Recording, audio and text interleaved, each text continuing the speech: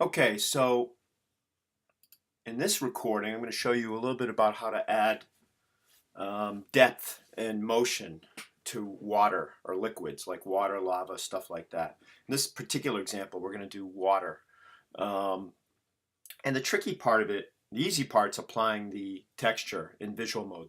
The trickier part is figuring out how to get water to animate and how to get lava to actually burn you when you go through it and also have motion as well. So um, and it's only tricky in the respect that if you're new or a noob like me, at least when I started out, I had no idea how to do anything. So when I added lava, I just thought it would work as a texture. Um, I had no idea how other people animated it or how any of that stuff worked. And you kind of assume that maybe it would work in visual mode, which it didn't. And whereas some things do work in visual mode, like you know, um, vertical slide and horizontal slide and that kind of stuff works in visual mode. So the question remains, how do you do this? Well, I'm looking at one of my maps, and so I'm going to go ahead and click in an area where I know I have water. And one of the things you have to have for water is depth, which someone had sent me a review comment saying that depth played no part in any of my game, and I was like, well, what the heck's that mean?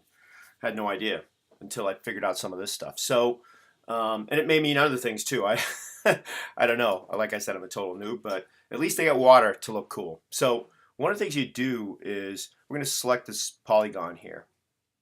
And you're going to notice down the bottom here, the floor height says -2 and the ceiling height says 1. So let's look at some of the areas around that.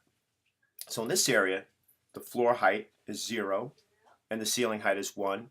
And in this area, the floor height is 0 and the ceiling height is 1. So obviously this one's got a little more depth than the others. It's a -2.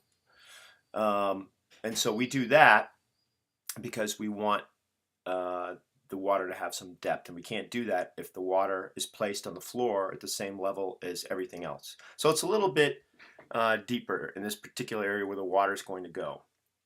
So having said that, and we have that now, let's go ahead and look at liquids over here and see what we can see about this area.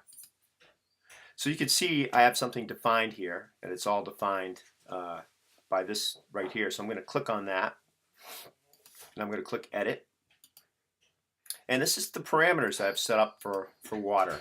So as you can see, I have the type set to water. You can also set it to lava or goo or sewage or anything else. In this particular case, we want water because that's what I'm going to apply in visual mode. I don't think I really touched this stuff too much. You can fool around with it if you want. I didn't.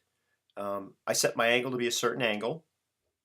And as you can see, you get some help when you mouse over some of this stuff. So this will tell you the angle, the flow direction from east to west. The flow strength, it'll tell you what to specify. So I specified 0.003. And I didn't touch low tide or high tide because I want it to be the same level the whole time. And then you click OK. So now if we go out and save your changes in Weland, but then if we go out and look at what this looks like now, see if I can bring that up.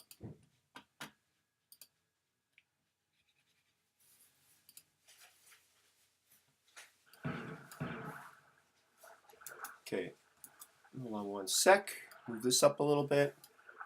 Okay, so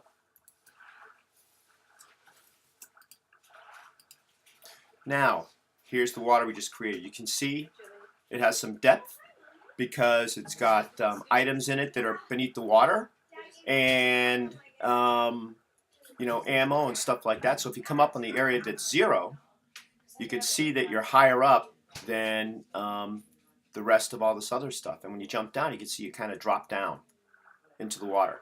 And if you're in here and aliens come in, you can actually hear them splash like they've jumped into the water in a pond, which is kind of cool. So yeah, that's basically it, and that's what it looks like.